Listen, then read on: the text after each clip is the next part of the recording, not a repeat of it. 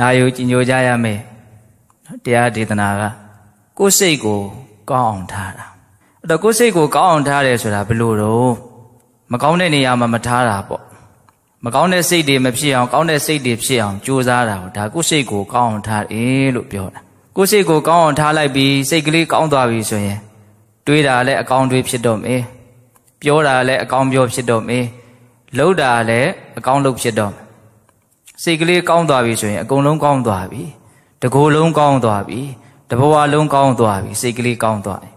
Macone Sidi, Mepsian, Count Sidi Psian, Juba Atoda, Adatama, Benidi, Lupion.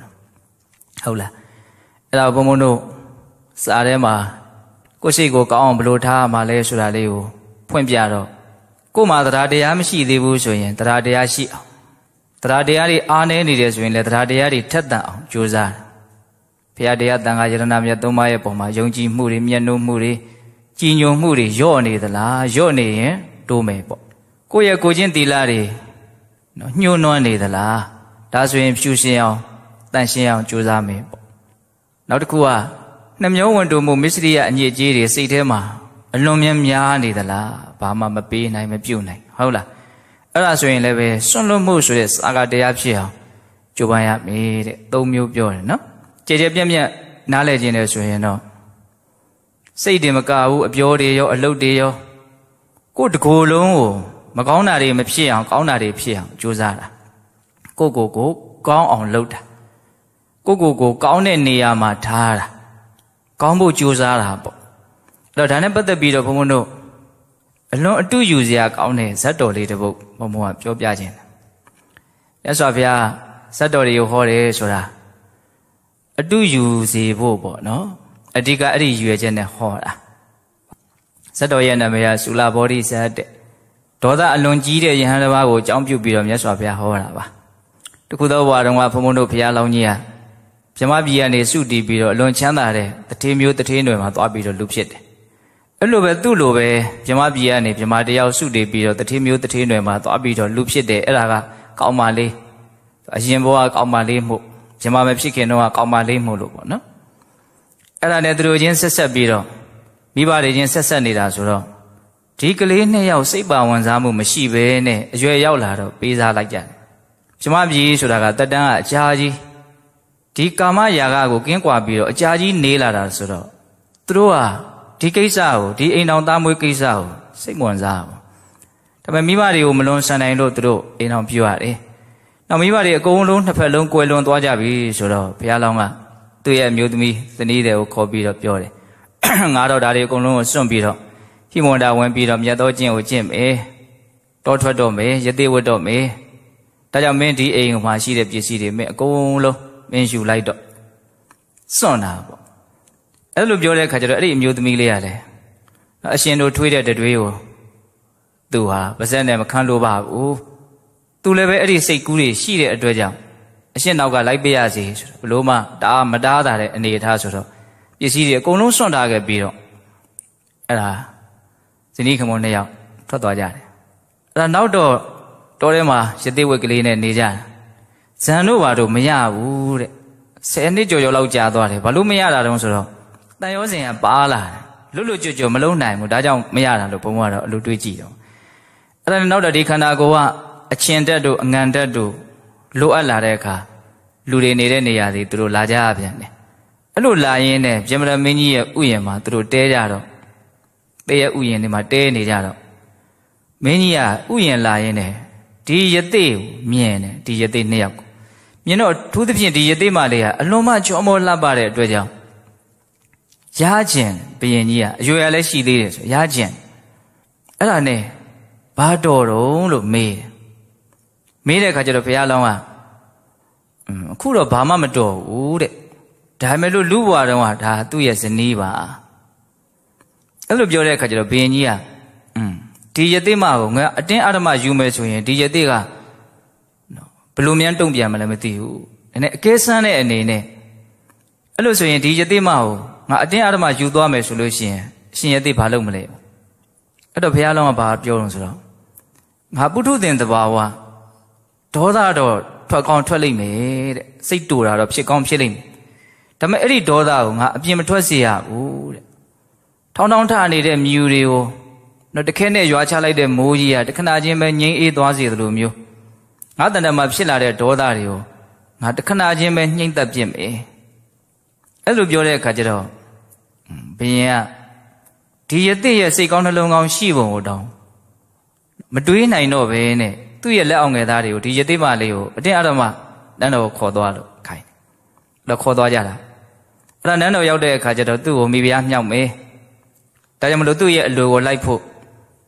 ဖြောင်းပြပြောဆိုတာပေါ့ဒါပေမဲ့အဲ့ဒီယသိမလေးရတယ်အဲ့ဒါကိုစိတ်ဝင်စားဘူးမိဖုရားဖြစ်ဖို့လည်းစိတ်ဝင်စားဘူးဒီထီနန်းစီသိမ်းလည်းစိတ်ဝင်စားဘူးတော့သူကငိုပဲငိုနေတယ်ဒါကိုသူစိတ်ဝင်စားဘူးသူ့ကိုပြန်ပို့ပါဘလို့မှသွေးဆောင်ဖျားယောင်းလို့မရတဲ့အခါကျတော့သူ့ကိုအလုံးပိတ်ပြီးတော့ခန်းထဲမှာထားပြီးတော့ဘုရင်ကဘာစဉ်းစားလဲဆိုတော့ယသိတွေကအကျင့်ရှိတယ်သီလရှိတယ်တချို့ဒီလိုယသိတွေဟာထူးခြားတဲ့ဆန်းပြားတဲ့ဂံဗီရအတတ်ပညာတွေတက်ကြတာတွေရှိတယ်အဲ့ဒါငါ့ကိုမြန်ဒုက္ခရောက်အောင်သူတို့တက်တဲ့အတတ်ပညာနဲ့လုပ်မယ်ဆိုရင်ခက်လိမ့်မယ်ဆိုပြီးတော့စုံစမ်းမဲ့အနေနဲ့ဥယျာဉ်ထဲမှာကြံနေရတဲ့ဘုရားလောင်းယသိတွေကိုတိတ်တိတ်ကလေးတာတာလေးအချမ်းရနေမပါဘဲနဲ့သူလာကြည့်တယ်ဘာတွေမြန်ငါ့ကိုအကျိုးမဲ့အောင်လုပ်နေတယ်လေဆိုတဲ့သဘောမျိုးနော်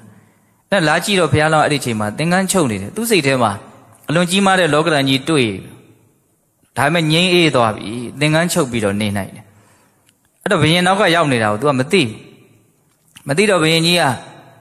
သိရတဲ့နဲ့သူ့ကိုလှည့်မကြည့်တာလို့ထင်နေတယ်ဒီယသိကစောတော့တော့စိတ်မတူဘူးလို့ကြုံသွားတယ်ခုကြတော့လည်းပဲ तू စိတ်တွေတူပြီးတော့ငါ့ကိုလှည့်တော့မကြည့်နိုင်ဘူး तू လည်း तू ထင်ချင်းလို့ရှောက်ထင်းနေတာဟုတ်လားအဲ့ဒါနဲ့ तू ကရှေ့ကနေသွားပြီးတော့ရှင်ယသိစောတော့ကတော့အတင်းကြုံသွားတယ်နော်ဖြစ်လာတဲ့ဒေါသကိုနော်မြူတွေကိုမိုးကြီးကနှိမ့်သက်ပြစ်တယ်လို့နော်ဖယ်ရှားပြစ်လိုက်တယ်လို့ဖယ်ရှားပြစ်မလို့ပြောခဲ့တယ်အခုငါ့ကိုစိတ်တူလို့သင်မပြောတာမဟုတ်လား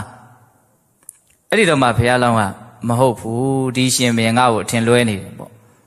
အဲ့ဒီမှာ तू ကငါတန်တမှာဖြစ်တော့ဖြစ်တယ်ဒါပေမဲ့အဲ့ဒါကိုငါမထွက်စေရဘူးအဲ့လိုပြောတဲ့အခါကျတော့ဘုရင်ကြီးကအရှင်ယသိဖြစ်တော့ဖြစ်တယ်မထွက်စေရဘူးဆိုတာဘာပြောတာတော့ဖြစ်တော့ဖြစ်တယ်ဆိုတာအစင်မပြေတာတွေစိတ်တိုင်းမကြစရာတွေတွေ့လာပြီဆိုရင်ဒေါသတော့ဖြစ်တာပေါ့ဒါပေမဲ့အဲ့ဒါကိုကာယကံမြောက်ဝစီကံမြောက်ပြောတာဆိုတာလှုပ်တာကိုင်းတာမှားယွင်းသည့်အထီတော့အဲ့ဒီဒေါသကိုပြင်မဲ့ကောင်ကထွက်ခွင့်မပေးဘူးဒါပါလေသူကိုယ်သူကောင်းကောင်းထိန်းထားတာပေါ့နော်အတ္တတမပဏိတိဆိုတာအဲ့ဒါကိုကောင်းကောင်းထိန်းထားတာမတတ်တာလို့မပယ်ရသေးလို့ဒီကိလေသာဖြစ်တော့ဖြစ်လာတယ်မဖြစ်အောင်ကြိုးစားတဲ့ကြားထဲကပဲဖြစ်တော့ဖြစ်လာတယ်ဒါပေမဲ့ဖြစ်လာလို့ရှိရင်အဲ့ဒါကိုကြီးထွားခွင့်သူမပေးဘူးလို့ပြောတာအဲ့လိုပြောရင်းနဲ့ဘုရင်ကြီးကိုသူ့ရဲ့သဘောထားတွေအမှန်ကန်သိပြီးတော့နားလည်မှုရှိသွားအောင်ဆိုပြီးတော့ဘုရားလောင်းကဒေါသရဲ့သဘောလေးတွေကိုပြောပြတာအဲ့ဒါစက်မိနေတော့ပြောပြမယ်အဲ့ဒါအလွန်ကောင်းတယ်နော်ဘာပြောလို့ဆိုတော့မင်းကြီးတဲ့ဒေါသဖြစ်လာပြီဆိုလို့ရှိရင်ဒီလူတွေဟာကိုယ့်ရဲ့အကျိုးစီးပွားကိုမသိနိုင်တော့ဘူးတဲ့ကောရောဒုံမေဒဂောစရောနော်အမျက်ဒေါသဆိုတာလူမိုက်တို့ရဲ့ကျက်စားရလူမိုက်ရဲ့ကျက်စားရလူမိုက်ရဲ့စိတ်ကဘယ်မှာအနေများတော့ဆိုတော့အလိုမကျမှုမှာပဲနေဘာမှသိစိတ်တိုင်းမကြခြင်းနော်စိတ်တိုင်းမကြလို့လည်းပဲဘာကောင်းကျိုးမှရှိတာလည်းမဟုတ်ကိုယ်စိတ်တိုင်းမကြတဲ့ကိစ္စကြီးကစိတ်တိုင်းကြသွားတာလည်းမရှိဘူးအဲ့တော့သူကအကျိုးမရှိဘဲနဲ့တက်တက်သူ့ကိုယ်သူပူလောင်အောင်သူများကိုပူလောင်အောင်နော်လို့ရရောက်တဲ့အတွက်ကြောင့်ဒေါသဖြစ်ရတာတော့မိုက်မဲတာမရှိဘူးဆိုတဲ့အတိပ္ပယ်ကိုပေါ်ညွှန်းတာဟုတ်လားဒါကြောင့်မလို့ကောရောဒုံမေဒဂောစရောအမျက်ဒေါသဆိုတာလူမိုက်တို့ရဲ့ကျက်စားရအဲ့ဒါဒေါသဖြစ်နေပြီဆိုရင်ငါလူမိုက်စကြက်ထဲရောက်နေပြီလို့ဘုံတို့စဉ်းစားရမယ်နော်စိတ်တူဝိဟေဆိုရင်ကိုယ်ပဲစကြက်ထဲရောက်နေ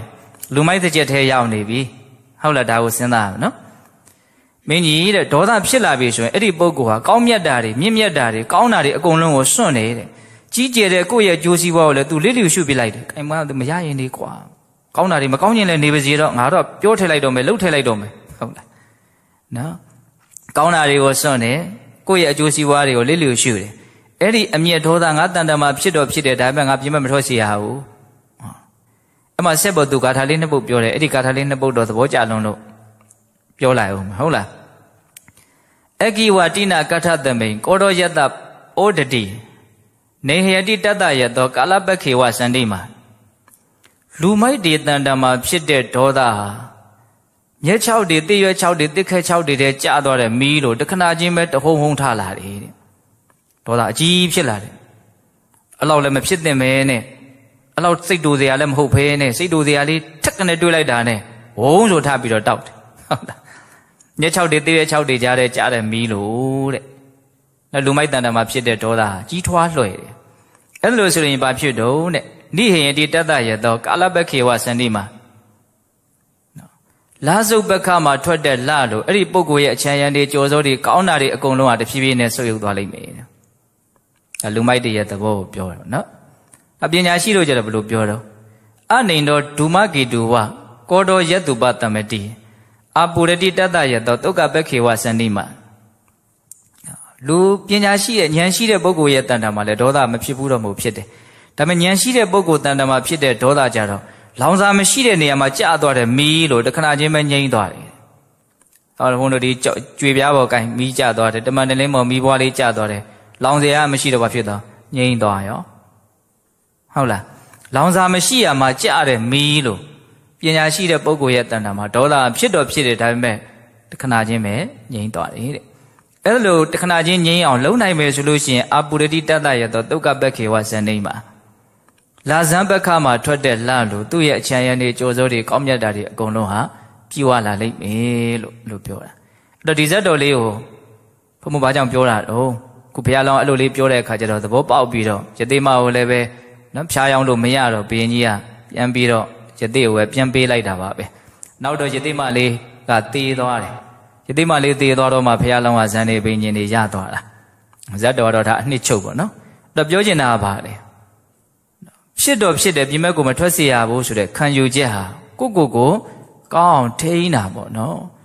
ပထမအဆင့်မကောင်းတဲ့စိတ်တွေကိုပဲမဖြစ်စေအောင်သူကြိုးစားမယ်ဥဒုသင်တဘာဝမလွဲတာလို့ဖြစ်လာပြီးမေးလျော်မှုကြောင့်ဖြစ်လာပြီးဆိုရင်လည်းပဲတဆင့်တက်ပြီးတော့ကြီးထွားမလာအောင်ကြိုးစားတယ်ပေါ့နော်အဲ့လိုနီးမျိုးစုံနဲ့ကိုကောင်းအောင်ထိန်းတာကောင်းအောင်ကြိုးစားတာကိုယ်စိတ်ကိုကောင်းအောင်ထားတာကိုကောင်းအောင်ထားတာဘာလို့ခေါ်တော့အတ္တတမပဏိတိတဲ့ဟုတ်လား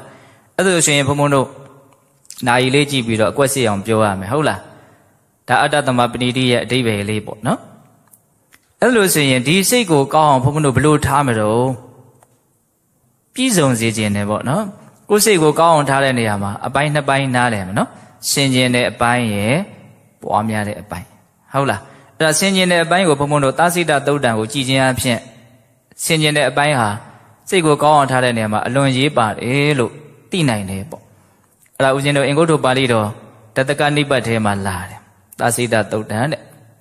ယဟန်တို့တဲ့ကိုယ်စိတ်ကိုနော်သူများရဲ့စိတ်ဘလို့ဖြစ်နေတယ်လဲဆိုတာကိုသူများစိတ်ကိုမလိမ္မာတဲ့မသိနိုင်တဲ့ပုံကိုယ်တွေဟာကိုယ်စိတ်ကိုလိမ္မာကျွမ်းကျင်အောင်ကိုယ်စိတ်ကိုသိအောင်မြင်အောင်ကြိုးစားရမည်တဲ့ဘုံဘုံတို့သူများစိတ်ကိုမသိနိုင်ဘူးနော်အဘိညာဉ်မရလို့မသိနိုင်ဘူးအဲ့လိုဆိုလို့ရှိရင်သူများစိတ်မသိခြင်းနေပဲစေကိုယ်စိတ်ကိုပဲသိအောင်ကြိုးစားမယ်အဲ့လိုလေးမြတ်စွာဘုရားဏိဒန်းလေးခြီးပြီးတော့ဥပမာလေးပေးတယ်နော်ငယ်ရွယ်သေးတဲ့လှခြင်းပါခြင်းတဲ့အရွယ်လေးယောက်ျားလေးပဲဖြစ်ဖြစ်မိန်းကလေးပဲဖြစ်ဖြစ်ရေမိုးချိုဖီးလိမ်ပြင်ဆင်ပြီးတော့ဟုတ်လားဘယ်ရှိမှသူတို့ပြင်ဆင်ကြတာတော့ဖီးလိမ်ကြတယ်ဆိုမှန်ရှိမှာပေါ့ဟုတ်လားမှန်ရှိမှသူတို့ဖီးလိမ်ကြတယ်ပြင်ဆင်ကြတယ်မှန်ကြည့်တယ်ဘာလို့ကြည့်တော့နော်မျက်နှာပေါ်မှာအစင်မပြေတာတွေမတင့်တယ်တာတွေမတန့်ရှင်းတာတွေပေးကျန်းနေတာတွေအကယ်လို့ရှိရင်အဲ့ဒါတွေကိုဖယ်ရှားပြင်မဲ့တုတ်တင်ပြင်မဲ့တန့်ရှင်းသွားအောင်လုပ်မယ်ပေါ့နော်တဆင့်တက်ပြီးတော့ဒီမျက်နှာလေးကိုပို့ပြီးတော့ကြည့်ကောင်းအောင်နော်လိမ့်မယ်ချဲမယ်ဆိုတာလည်းရှိသေးတယ်ဟုတ်လားအဲ့တော့မှန်ကြည့်တယ်ဆိုတာအဓိကပါလဲမကောင်းတာကိုဖယ်ပြဖို့ကောင်းတာတွေအဲ့ဒီပေါ်ထပ်ပြီးတော့တင်ဖို့အလွန်ကောင်းတဲ့ဥမာနော်အဲ့လိုပဲဘုံဘုံတို့တွေကမှန်ကြည့်တဲ့ပုဂ္ဂိုလ်ဟာနော်မှန်ကြည့်ရင်းနဲ့မျက်နှာလေးကဘာမှအပြစ်မရှိဘူးအညစ်အကြေးတွေမရှိဘူးဆိုရင်သူဝမ်းသာတယ်အညစ်အကြေးတွေရှိရင်လည်းသူဖယ်ပြစ်မယ်ပေါ့အဲ့ဒီလိုပဲတဲ့နော်အတ္တသမပဏိတိစကိုကောင်းအောင်ထားဖို့ကိုယ်စိတ်ကိုကောင်းအောင်ထားဖို့ကြိုးစားတဲ့နေရာမှာဒီနီလန်းလေးကိုနော်အလွန်ကောင်းလို့သုံးကြည့်ဖို့ဒါဘုံဘုံကပြောနေတာဟုတ်လားအဲ့ဒါကိုယ်စိတ်ကိုဘာလုပ်ရမလို့ဆိုတော့ကြည့်ရမယ်စစ်ဆေးရမယ်ပေါ့နော်မှန်ကြည့်တယ်လို့မျိုးမကောင်းတာတွေများရှိနေသလားကိုယ်စိတ်ကိုစစ်ဆေးရမယ်အဲ့ဒါစစ်ဆေးပုံစစ်ဆေးနည်းကိုမြတ်စွာဘုရားဒီမှာအများကြီးတောင်ပြောထားတယ်နော်ဘုံဘုံကတော့အချင်းချုပ်ပြီးတော့ပဲပြောပါမယ်ပထမတတွဲပါပြောတော့ဆိုတော့နော်အဘိဇ္ဇာလူနုခောဘဟုလံဝိရမိ သူများပစ္စည်းမတရားလိုချင်တဲ့စိတ်တွေများငါမှရှိနေသလားဘိဇာတရားတွေနော်ဒါမှမဟုတ်အဲ့ဒီစိတ်ယုံမာတဲ့စိတ်တွေမရှိဘူးလားဒါတတွဲပေါ့နော်နောက်ဗျာပါဏစိတ်တော့ငါစိတ်ကြီးကဖောက်ပြန်နေလားဖောက်ပြန်နေဆိုတော့သိုးနေတဲ့ထမင်းဟင်းနေလို့နော်စိတ်ကြီးကနော်ပုတ်သိုးနေတယ်လို့မျိုးစိတ်ကြီးကမကောင်းနေတာပေါ့နော်ဟုတ်လားအဲ့လိုဖောက်ပြန်တဲ့စိတ်တွေမြန်ရှိနေသလားဒါမှမဟုတ်ဖောက်ပြန်တဲ့စိတ်မရှိဘဲနဲ့အာရှိပါရှိကောင်းကောင်းမွန်မွန်စိတ်ကလေးကောင်းနေသလားကိုစဉ်းစားတဲ့ဟုတ်လားပြီးတော့ဌိနမိတ်တအိတ်ချင်ငိုင်မြည်တဲ့စိတ်တွေရှိနေသလားဒါမှမဟုတ်ရင်ကြည်လင်လန်းဆန်းပြီးတော့ဌိနမိတ်တကင်းတဲ့သဘောဖြစ်နေသလားဟုတ်လားဥဒ္ဒတော်နုဒ္ဒတော်တဲ့စိတ်တွေပြန့်လွင့်နေလားဒါမှမဟုတ်စိတ်တွေမပြန့်လွင့်ဘူးလားနော်ဝိသိကိစ္စတဲ့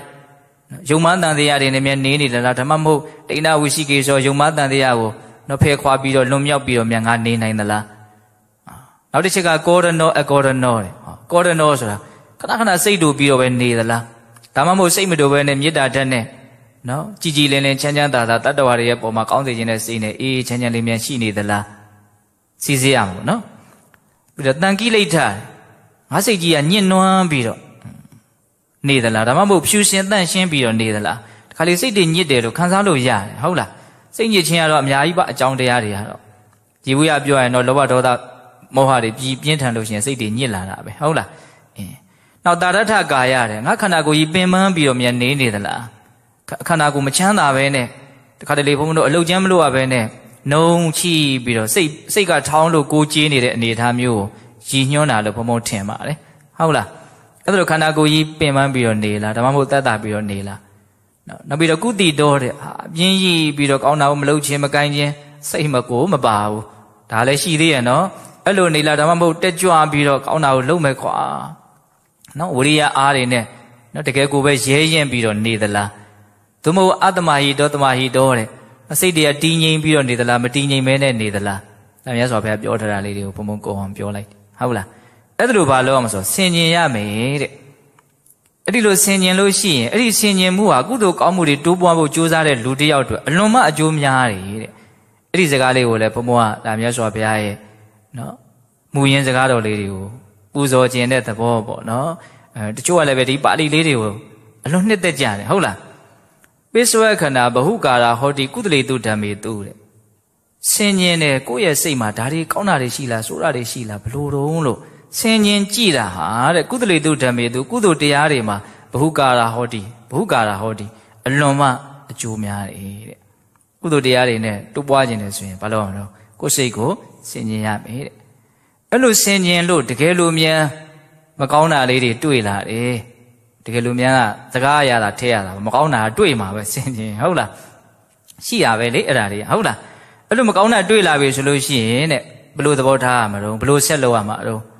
ပါပကနာအကုသလနာဓမ္မနာပဟာနာယအဓိမတ်ဒောသသံဒောသဝါယမောသဥဒ္ဒဟောသဥဒ္ဒောလီသအပတိဝါနိသ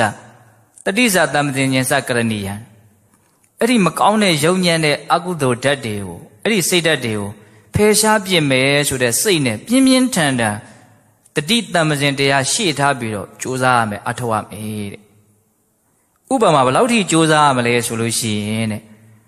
ခေါင်းကိုလောင်နေတဲ့မီးကိုငြိမ်းတဲ့ဝရိယမျိုးကိုဝတ်ထားတဲ့အင်ကြီးကိုလောင်တဲ့ဝရိယမျိုးနဲ့ကိုစီစစ်လိုက်လို့ကိုယ်တန်တမှာမကောင်းတာကြီးတွေ့ပြီဆိုငါဒါကြီးတော့လက်သက်မခံတော့ဘူးနောက်မဖြစ်အောင်ငါကြိုးစားမယ်အဲ့ဒီကြိုးစားမယ်ဆိုတဲ့စိတ်ကလေးကဘယ်လောက်ထိပြင်းထန်မှာတော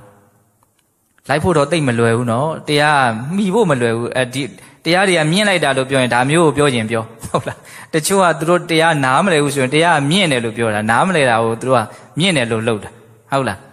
းအမှန်ကိုနားမလဲတာနားမလဲတာပေါ့နားလဲအောင်လုပ်လေဟုတ်လားတရားမြင့်တယ်ဆိုတာဒါမျိုးလို့ဘုံဘုံကပြောခြင်းတယ်ဩဆိုသူဘယ်လိုပြောဥမာခေါင်းလောင်တဲ့ဝရိယခေါင်းမီးလောင်လို့ညှိမ့်သက်တဲ့ဝရိယတဲ့စိတ်ကူးနဲ့လောင်ကြည့်လေကိုဝတ်ထားတဲ့အင်ကြီးမီးလောင်ပြီအဲ့ဒီချိန်မှာဘာအရေးကြီးဆုံးလဲ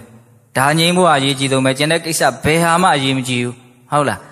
အဲ့တော့ဘုံဘုံတို့ကအဲ့လိုမျိုးအကုသိုလ်တွေကိုပယ်ဖို့မကောင်းတဲ့စိတ်တွေကိုယ်မှရှိရလဲသိရနော်ကိုဒေါသတွေထွက်တာလဲသိတယ်ကိုလောဘတွေကြီးရလဲသိတယ်မနာလိုတဲ့စိတ်တွေတစ်ခါဖြစ်တာလဲသိတယ်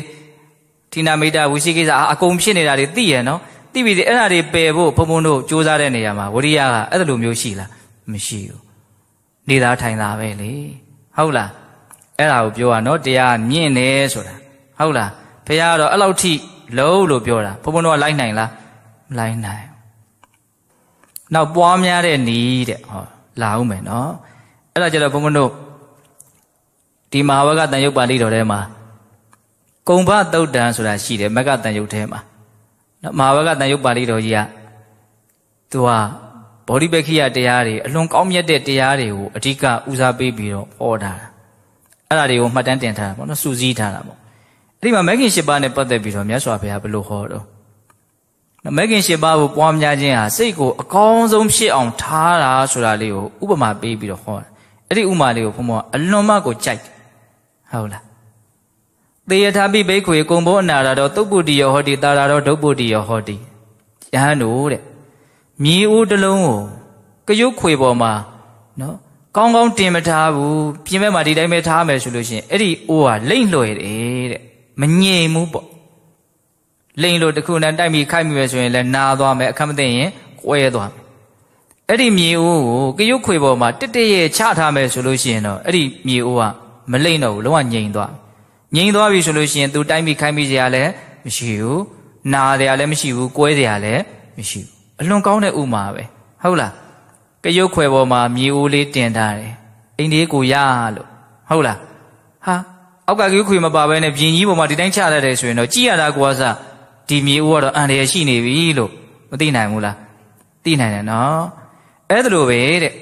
ဧဝမေဝံခောဘိက္ခွေစိတ်တအနာရတံသုပ္ပုတ္တိယဟောတိတာရတံဒုပ္ပုတ္တိယဟောတိ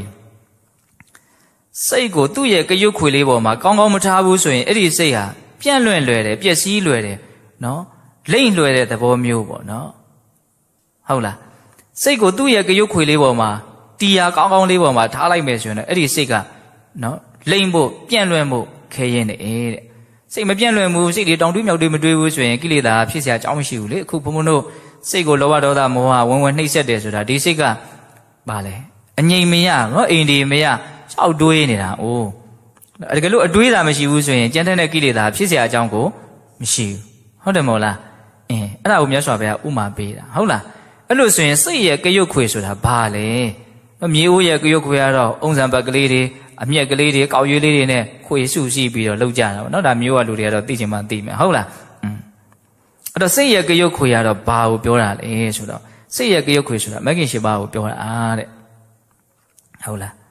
းမြတ်စွာဘုရားပေးတဲ့ဥမာဘယ်လောက်ကောင်းတော့ဟုတ်လားဒါကြောင့်ကိုယ်စိတ်ကိုကောင်းကောင်းမစောင့်ရှောက်ဘူးကိုယ်စိတ်ကိုကောင်းကောင်းမထားဘူးကိုယ်ကိုကောင်းကောင်းမထားဘူးအတ္တသမပဏိတိစဆက်ပြက်လို့ရှိရင်နော်ခက်ကြမ်းကြမ်းစကလုံးနဲ့ပြောရင်ဘယ်လိုပြောမလဲအသေးစိုးနဲ့သေရနိုင်တယ်လို့ပြောခြင်းတယ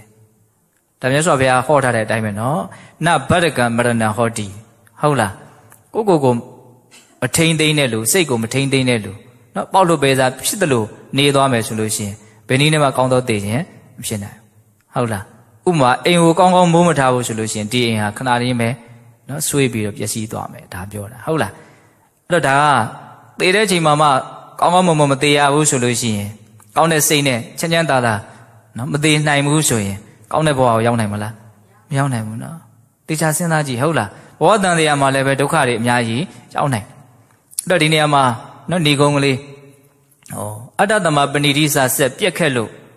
့ကိုစိတ်ကိုကောင်းအောင်မထိန်သိမ်းခဲ့လို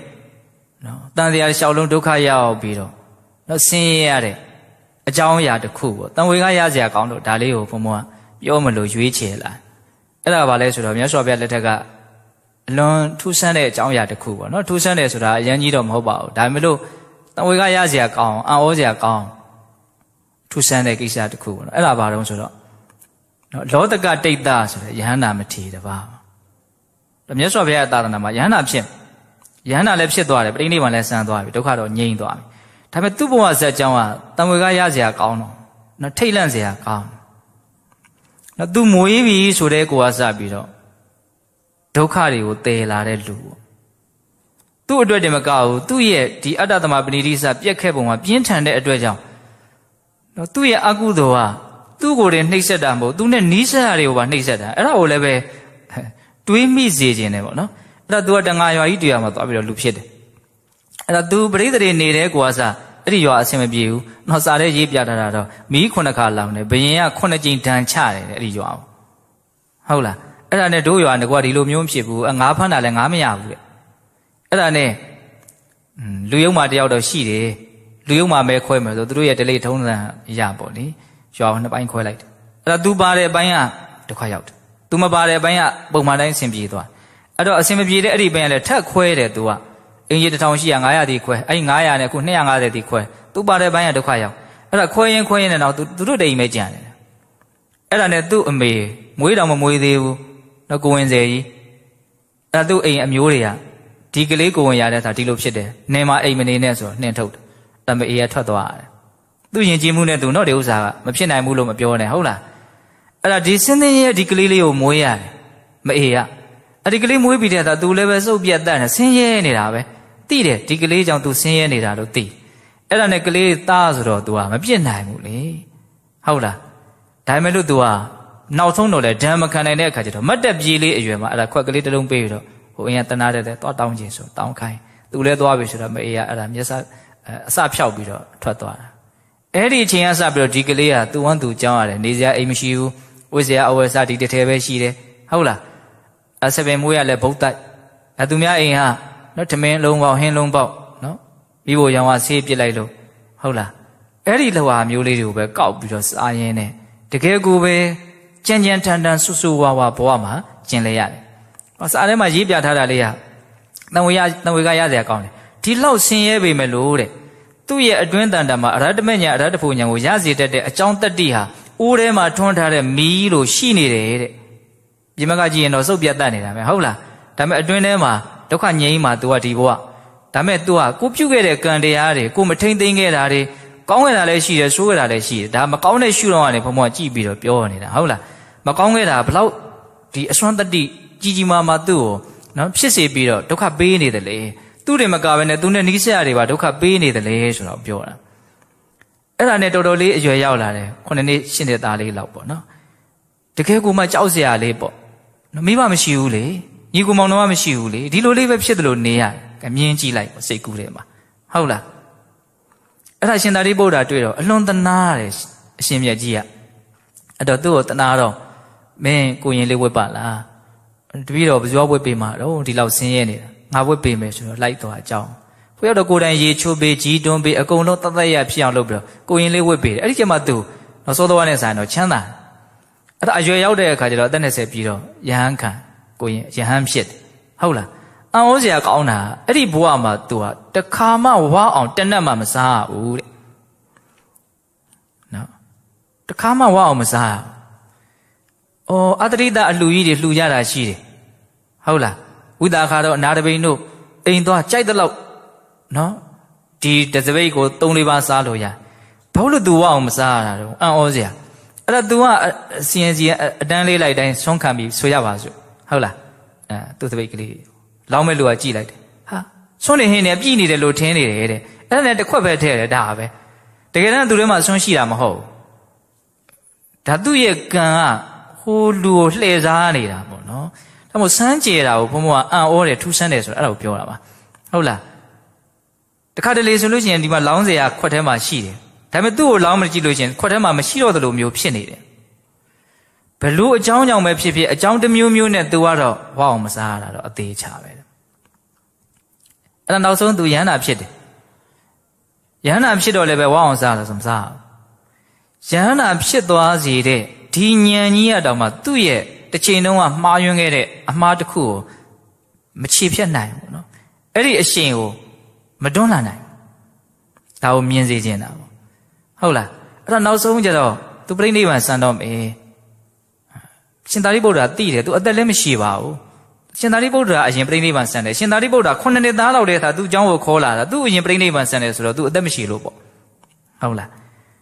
းအဲ့ဒါနဲ့သူကစဉ်းစားတယ်တဲ့အရှင်မြတ်ကြီးကဒီလောတကဒိဋ္ဌာကိုနော်ပြိဋိနိဗ္ဗာန်စံကနေတော့ငါထမင်းလေးထွန်းလေးတက်တက်တော့ဝါအောင်စားစေခြင်းတယ်ပေါ့အဲ့ဒါနဲ့ပြိဋိနိဗ္ဗာန်လည်းစံတော့မှဒီနေ့အဲ့ဆုံးခံခေါ်သွားတယ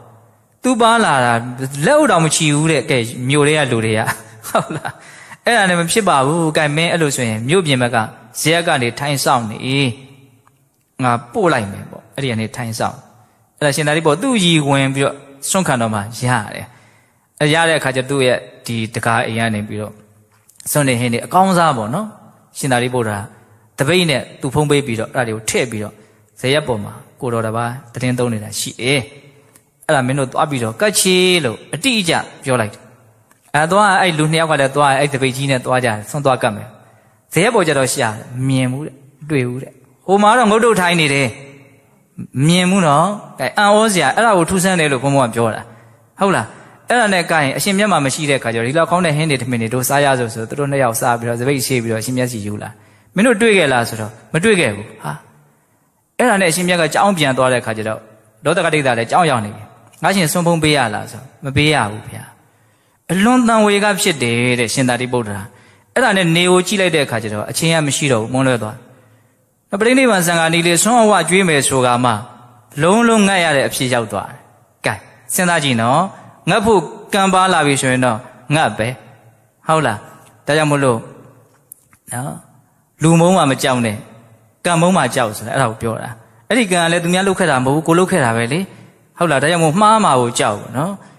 မဟာဗောဓိမြိုင်စတော်ကြီးရဲ့စကားယူပြောရင်တော့မှားမှာကိုတဲ့မှားမှမသိမှာကိုကြောက်ဟောသူကတော့အဲ့လိုလေးအဆက်ဆက်ပြောတယ်နော်ထားပါတော့အဲ့ဒါနဲ့အရှင်မြတ်ကြီးကဘာလုပ်တုံဆိုတော့စတုမတုသွားပြီးတော့လှုပ်ခတ်တယ်ကောသလမင်းကြီးစီကောသလမင်းကြီးကလည်းနေလွဲမှရောက်လာဆိုတော့စတုမတုတွေထည့်ပြီးတော့လှုပ်လိုက်တယ်အဲ့ဒါနဲ့ကြောင်းမြန်မြန်ပြန်လာပြီးတော့သူ့ကိုစတုမတုကျွေးတယ်မစားရဲဘူးသူ့ရှိမှာအဲ့ဒါနဲ့စားတပိတ်ကိုကင်ထားဖုံးပေးပါအဖုံးပေးရဘူးဆိုတော့ငါလှုပ်လိုက်လို့ရှိရင်အခက်မသိလို့ဒီစတုမတုတွေမြန်ပျောက်သွားမှာဆိုဘယ်နဲ့လှုပ်မလို့မလှုပ်ဘူးအဲ့ဒီမှာရှင်သာရိပုတ္တရာရဲ့လက်ထဲကကင်ထားတဲ့တပိတ်ထဲကနေပြီးတော့သူယူပြီးတော့ဖုံးပေးအဲ့ဒီတနက်ပဲသူဝအောင်စားရတယ်တဲ့အဲ့ဒီနေ့မှာပဲပြိဋိဘံဆန်ဘယ်နဲ့ကြောင့်ဒီလောက်ဆိုးွားတဲ့နော်အခြေအနေတွေကိုသူတွေ့ကြုံရတယ်လေရင်ဆိုင်ရတယ်လေနော်ဒါသူပြုတ်ခဲ့တဲ့ကံတရားလေးကလူတိုင်းကြားဘူးပါလေနော်ကတ္တပမြတ်စွာဘုရားလက်ထက်ကသူအရဟန်းတစ်ပါးနော်တခါတယောက်ကလည်းအလွန်ကြီးညိုတယ်သူ့ရွာမှာကိုးကွယ်ထားတယ်အဲ့ဒီရွာရဲ့မျက်နှာဖုံးပေါ့တထေးဆိုကြပါစို့အဲ့ဒါသူကျောင်းတိုင်ဘုံကြီးအဆင်ပြေးနေတယ်အဲ့တော့ဒီနေ့တော့အဲ့ဒီရွာကိုယဟန္တာတစ်ပါးကြွလာယဟန္တာဆိုတော့အိမ်တွေကအလွန်ရမယ်ပေါ့အဲ့တော့အဲ့ဒီတကြွေကလည်းအလွန်ကြီးညိုတယ်ကြီးညိုတာနဲ့အိမ်ပင့်ပြီးတော့ဆွန့်ကပ်ဟုတ်လားဆွန့်ဖုံးပေးပြီးဆိုရှင်ဘုရားဒီတော့ကိုယ်ဝယ်ထားတဲ့ဘုန်းကြီးတစ်ပါးရှိပါတယ်ဗျာကျောင်းရှိပါတယ်ဗျာအဲ့ဒီကျောင်းကြွပြီးတော့အဲ့ဒီကျောင်းမှာသတင်းသုံးပါအောင်ဖေရပင့်သွားရောဟိုရောက်တဲ့အခါကျတော့တွေ့တဲ့အခါကျတော့နော်ကျောင်းတွေပါတွေဟိုနေရာထိုင်ခင်းပေးတာပေါ့ပြီးတော့အဲ့ဒီယဟန္တာရှင်မြတ်ကလည်းနေရာပေးတယ်မှနေအဲ့ဒါနဲ့သူ့စိတ်ကဘာမှမဖြစ်သေးဘူးညနေခင်းရောက်တဲ့အခါကျတော့တကာကနော်လှူစရာတွေတန်းစရာတွေနဲ့စီမီနဲ့ပန်းလက်ဆွဲပြီးတော့သူ့ရဲ့အတိုင်းဝိုင်းနဲ့လာကြလာပြီးတော့အဲ့ဒီအာဂန္တုယဟန္တာမထေရမြတ်ကိုကြည်ညိုတော့တရားနာကြတာအဲ့တော့တရားဟောတရားစကားလေးပြောအဲ့လိုမျိုးယုံယုံလေးဖြစ်နေတဲ့အခါကျတော့ဒီเจ้าနိုင်ဘုန်းကြီးကမနေတတ်တော့ဟောပုထုသင်တဘာဝဒါလည်းပဲနော်စဉ်းစားတွေကအလွန်ကောင်းတဲ့ကိစ္စဟုတ်လားအဲ့ဒါနဲ့သူဘလို့စဉ်းစားတယ်ဆိုတော့ငါတကာတော့ပျက်စီးသွားပြီအတ္တသမပတိရိစဆက်ကစပြက်ပြီသိလားကိုယ်စိတ်ကိုကောင်းကောင်းမထားနိုင်တော့ဘူးစိတ်တွေပူးကုန်ပြီလောင်းကုန်ပြီဟုတ်လားဘယ်နည်းနဲ့ပူလောင်းကုန်တာတော့ငါတကာတော့သူ့ကြည်ညိုရင်ငါ့ကိုရှိတယ်လို့တော့တွတ်တော့မှမဟုတ်တော့ဘူးကိုဆုံးရှုံးသွားမှာကိုတွေးတယ်သူ့ကိုမရစေချင်တာတွေးတယ်အိတ်တာရောမစ္စရိယရောရှုပ်ထွေးခတ်နေမှာနော်လောဘတွေဒေါသတွေအခြေခံတော့လောဘပေါ့ဟုတ်လားအဲ့ဒီလောဘကဘာကိုဆက်ပြီးတော့ဖြစ်စေမတုံးဒေါသပေါ့နော်ပူလောင်းလာတဲ့စိတ်ကပူလာတဲ့အခါကျတော့ဟိုတကားတွေအကုန်လုံးပြန်သွားကြပြီပြန်သွားပြီဆိုတော့ဒီနောက်ရောက်လာတဲ့ယဟန္တာမထေရငယ်ပုံရတယ်တောင်းတဲ့ဘုန်းကြီးကကြီးပုံရတယ်အဲ့ဒါနဲ့ကြီးတဲ့လူတွေကိုဝတ်ပြုဖို့ဆိုတော့သူကလက်ဦးလေးချီးပြီးတော့လာလှဲ့ကိုမကြည့်နိုင်တော့ဘူးစကားလည်းတစ်ခွန်းမှမပြောနိုင်တော့ဟောနော်ကိုယ်စိတ်ကိုကောင်းကောင်းမထားနိုင်တဲ့အခါကျတော့လူရဲ့အမူအရာကာယကံဝစီကံတွေဘာဖြစ်ကုန်ပြီတော့အကုန်လုံးပျက်စီးကုန်ပြီပေါ့နော်စကားကိုမပြောနိုင်တော့ဟန်ကိုမဆောင်နိုင်တော့ဟုတ်လားအဲ့ဒီအမူအရာကိုလည်းမြင်တော့ဒီယဟန္တာမထေရသိပြီလေဩငါ့ကိုမနှစ်မြို့ဘူးအံ့ဩစရာကောင်းလိုက်တာပေါ့နော်ငါဒီလိုဟာတွေကိုမစွဲလန်းတော့ဘူးဆိုတာကို तू မသိရှာဘူးအဲ့ဒါနဲ့အဲ့ဒီတညတော့ယဟန္တာမထေရအဲ့ဒီမှာပဲသတင်းသုံးတယ်အိတ်ဟုတ်လားသတင်းသုံးမနဲ့လင်းရင်တော့ तू သွားတော့မှဒီနေရာကိုမနေဘူးသူ့ကိုဒုက္ခမပေးဘူးဒါပေမဲ့ဟိုကသူ့တွေ့ကိန်းနဲ့ तू တော့ तू ဒုက္ခရောက်နေဟုတ်လားအဲ့ဒီစိတ်ပျက်စီးနေတာဘယ်ထိလာတော့ဆိုတော့ကာယကံဝစီကံပျက်စီးမှုထိလာဟုတ်လားအဲ့ဒါမနဲ့လင်းတော့မလင်းခင်အစိုးရထနေတိုင်းတခါရင်ကိုသွားပြီးတော့ဆုံးဖုံးပေးနေကြ哦အစိုးရထတော့ तू ဘာလုပ်တုံးဆိုတော့ အဲ့ဒီအာဂန္တုမထေရဟန္တာမထေအိတ်တဲ့ကြောင်းတကားကိုလက်သေးလေးနဲ့ချစ်တယ်တဲ့လက်သေးလေးနဲ့ချစ်တယ်ဟုတ်လားအတန်မထွက်အောင်လက်သေးလေးနဲ့ချစ်တယ်ပြီးရင်အဲ့ဒီနားမှာရှိတဲ့ခေါင်းလောင်းကိုလည်းလက်သေးလေးနဲ့ချစ်တယ်တဲ့ဘာလို့လက်သေးနဲ့ချစ်တာတော့ဆိုဟိုရောက်နေ तू ကပြောဖို့လို့ဒီလိုလုပ်တယ်ဆိုတဲ့အခါတညာလုံး तू အိတ်ပျော်ဟာမတူဟုတ်လားတညာလုံးအိတ်ကိုရဟာမတူနော်အဲ့ဒါနဲ့တကားသေးတွေးတော့အရှင်ဘုရားတပည့်တော်ရဲ့အာဂန္တုမထေရောမပင့်ခဲ့ဘူးလားနှစ်ပါးအတူတူကြွာလာပြီးရောဆိုတော့တကားမင်းရတာထင်ကြီးနေတာမင်းဘုန်းကြီးကမနေ့ကမင်းကျွေးလိုက်တာတွေစားပြီးတော့နော်တော်တော်ကိုအိတ်ကောင်းနေပုံရတယ်ငါတကားပေါက်လို့တတိုင်းတိုင်းခောက်တာလည်းမနိုးဘယ်တတိုင်းတိုင်းမခောက်ဘူးလက်သေးနဲ့ချစ်တာဟုတ်လားငါခေါင်းလောင်းကိုထိုးတာလည်း तू မနိုးဗမာစကားပုံဘာတွင်းနေတော့တက်ကြဲကြောင်နဲ့ခေါင်းလောင်းထိုးတယ်ဟုတ်လားတက်ကြဲကြောင်နဲ့ခေါင်းလောင်းထိုးလို့မြည်မလားမမြည်ဘူးဒါတက်ကြဲကြောင်နဲ့ထိုးတာတော့မဟုတ်စားရရတော့ပါတော့လက်သေးလေးနဲ့ချစ်တယ်တဲ့ဟုတ်လားအဲ့ဒါနဲ့သူ့စိတ်ထဲကလို့တော့တကားလည်းသိတယ်ဘုန်းကြီးအမှုရဒါမျိုးကအမှုရကြည့်လိုက်ရင်ကိုသိတော့တာပဲလေလေသံကိုကြည့်လိုက်ရင်လည်းသိတယ်ဒါကြောင့်မနာလိုတဲ့စိတ်ဝန်တိုတဲ့စိတ်တွေကနော်တကယ်တမ်းကအရန်ထိမ့်ဖို့ကောင်းတယ်ဟုတ်လားရှက်เสียကြီးပေါ့နော်ရှက်เสียဆိုရင်လေပုထုဇဉ်ဆိုတော့မပေနိုင်သေးတော့အဲ့ဒါကရှိနေတယ်ဟုတ်လားအဲ့ဒါကိုသတိထားဖို့ရပါလေဒါအလွန်လူသိတဲ့ကိစ္စဆိုတာတော့သတိထားဟုတ်လားဝန်တိုးနေပြီဟေးမနာလိုဖြစ်နေပြီဟေးဆိုလို့ရှိရင်မျက်နာကွာစားကြက်သေးမင်္ဂလာရှိတော့တာမဟုတ်တော့ဘူးဟုတ်လားစဉ်းစားနော်အဲ့ဒါနဲ့နော်တကားကို तू ကငါခေါင်းလောင်းနေထိုးတယ်ကြောင်းတကားလည်းခောက်တယ်မင်းတကားမင်းဘုန်းကြီးနှိုးလို့ကိုမရအောင်အဲ့လိုပြောတဲ့အခါကျတော့တကားသဘောပေါက်တဲ့ကိုင်းအရှင်ဘုရားအဲ့လိုဆိုရင်မနေ့က तू ခီးပန်းလာလို့နေမှာပါဗျာဒါကြောင့်မို့လို့အရှင်ဘုရားပြန်လို့ရှိရင်ဒီဆွန်းလေးဟင်းလေးယူသွားပါဦးဟောအဲ့ဒီကျမှဒုက္ခရောက်ပြီနော် तू အလွန်မုန်းတဲ့ तू မနေသေးခြင်းနဲ့ဘုန်းကြီးအတွက်စားဖို့ तू ယူသွားအောင်မယ်ဟုတ်လားဟောတပိတ်ကိုကောင်းကောင်းဆေးပြီးတော့တကယ်ကိုကောင်းပေးဆိုတာတွေသူ့ကတ်တဲ့အတိုင်းပါပဲဟုတ်လားအဲ့ဒီတော့ထည့်ပြီးတော့ तू လမ်းလျှောက်ရင်တပိတ်ကြီးထမ်းလာတပိတ်ကြီးပွေလာပြီးတော့စဉ်းစားတယ်တဲ့ဒီလောက်ကောင်းတဲ့ဆွန်းရင်းကိုသာစားရင်တော့ဒီဘုန်းကြီးကတော့ဒီကိုတော်ကတော့ခြေထောက်နဲ့ကန်ထုတ်လို့တောင်သွားတော့မှမဟုတ်တော့ဘူးအဲ့တော့ငါဒီဆွန်းရင်းကိုငါကျွေးလို့မဖြစ်ဘူးပေါ့ဟောစိတ်တွေကပြက်ပုံကနေပြီးတော့နော်အကုန်လုံးကာယကံဝစီကံတွေအကုန်ပြက်ကုန်တာဟုတ်လားအဲ့ဒါနဲ့ရေထဲချလို့ရှိရင်ထောပတ်တွေနဲ့ချက်တာဆိုတော့ထောပတ်စီတွေကအပေါ်ရေပေါ်ဝိတ်တက်နေငါလှုပ်တဲ့အလုပ်သူများမြင်ရှက်เสียကောင်းတယ်အဲ့လိုတော့လဲ तू ကရှက်သေးတယ်ဟုတ်လားနော်ပြစ်ကျဲလိုက်မယ်ဆိုလို့ရှိရင်လဲကြီးကန်းတွေဘာတွေလာထိုးမယ်ဆိုရင်လဲသိမှာအဲ့ဒါ तू ဘလို့လုပ်ရမလဲစဉ်းစားတဲ့အခါကျတော့ကောက်ရိုးကြောက်တွေမီးပုံရှို့တယ်လေတော်ထဲမှာအဲ့လိုတွေအမိုက်တွေမီးရှို့ထားတာမိခိုးတူထနေတာ तू တွေ့တဲ့အခါကျတော့အဆင်ပြေပြီဆိုတော့အဲ့ဒီမီးပုံနဲ့မီးကြီးခဲတွေဟုတ်လားအဲ့ဒါတွေကိုထောပတ်ထမင်းတွေအကုန်လုံးတုံပြီးတော့အပေါ်ကဥမဲခဲတွေနဲ့အကုန်လုံးပြန်ဖုံးထားမီးလောင်သွားမှာပေါ့အဲ့လက်စပြတ်ပေါ့နော်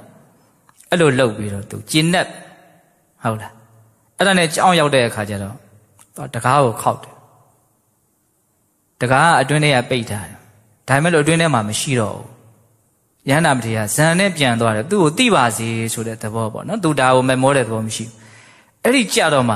သူနောင်တအကြီးကျယ်ရတယ်ဩဒါငါစိတ်ကိုသိလို့ဒီလိုထွက်သွားတာဟုတ်လားအစားမသိတဲ့ပုဂ္ဂိုလ်တယောက်တော့မဟုတ်သူကအနိစ္စဒုက္ခအနတ္တကိုတော့လည်းအများကြီးရှုတယ်လို့ဆိုတယ်အဲ့ဒါစာဖတ်ရင်းနဲ့ဘုံဘုံကလည်းစဉ်းစားတယ်ဩဒီလိုတွေရှုနေတော့လည်းပဲမပေရသေးတဲ့အခါကျတော့ကိလေသာတရောင်းတနေရကနေပေါ့ထားကြွနေတတ်ပါလားဆိုတာလေးပေါ့နော်စဉ်းစားရကောင်းတယ်ဟုတ်လားအဲ့ဒါနဲ့သူပါစဉ်းစားအောင်ဆိုဩငါဝမ်းရေးကိုအကြောင်းပြုပြီးတော့ငါမလုတ်တင်တာလှုပ်လိုက်ပြီဟောဒီစကားလေးကိုဘုံဘုံကအလွန်သဘောကျတယ်ဆိုတာစဉ်းစားရကောင်းတယ်ဘာရေးဝမ်းရေးတဲ့ဒီတဝမ်းလေးအတွက်ဟုတ်လားဒီလိုမလုပ်လည်းပဲတစ်ချိန်ချင်းစားတော့စားရမှာပါပဲဟုတ်လားဒါပေမဲ့လူတွေကဒီဝမ်းရေးလေးကိုဟုတ်လားအကြောင်းပြုပြီးတော့မဟုတ်တာတွေလုပ်ကြတာမရှိဘူးလားရှိတယ်အဒီဝမ်းရေးလေးကြောင့်ငါမဟုတ်တာလုပ်မိပြီဆိုတော့နောင်တရစိတ်ကဘလို့မှမချမ်းသာတော့ယောဂဖြစ်တယ်ဒါပဲသူတွေးနေမယ်ဘယ်ကြွသွားမှလည်းမသိသူ့လုပ်ရကြီးကလည်းခွန့်လွတ်နိုင်စရာမရှိဘူးတာမန်ကြည့်မယ်ဆိုလို့ရှိရင်လေဟုတ်လားလိန်လေတာတွေရောကောက်ကျစ်တာတွေရောအကုန်လုံးရှုပ်ထွေးကုန်တာဟုတ်လားအဲ့ဒီစိတ်နဲ့ပဲသူကအသက်မရှိဘူးမြန်မြန်ပြန်တော်မူသွားတယ်ငရဲရောက်တယ်တဲ့အဲ့ဒီစိတ်နဲ့သေလို့ပေါ့ဟုတ်လားအတ္တသမပတိတိစပြက်ပုံလေးကိုပြောပြတာနော်အဲ့ဒါဘယ်အထိသွားတော့အသေးဆိုးနဲ့သေရယုံနဲ့မကဘဝဆိုးတွေရပြီးတော့နော်ဘဝပေါင်းများစွာဒုက္ခဘယ်တော့မှသူဝအောင်သိစားရတယ်လို့မရှိဘူးဒါသူကျူးလွန်စောရတာလဲတာမန်ပုဂ္ဂိုလ်မဟုတ်တာလည်းပဲပါမယ်ပေါ့နော်ဟုတ်လားအဲ့ဒါမလို့မြတ်စွာဘုရားလက်ထက်မှာယဟန္တာတော့ဖြစ်တယ်နော်ဒုက္ခတွေတော့ငြိမ်းသွားပြီဒါပေမဲ့ငြိမ်းခင်မှာဘယ်လိုတွေဖြစ်နေတော့ဆင်းရဲဒုက္ခတွေကိုအများကြီးခံရတယ်ပေါ့နော်ဒါဘုံကဘာပြောတာတော့နော်စိတ်ကိုကောင်းအောင်မထားဘူးဆိုရင်စိတ်ထားတွေဆိုးမယ်ဆိုလို့ရှိရင် နော်အသေးဆိုးနဲ့သေရယုံ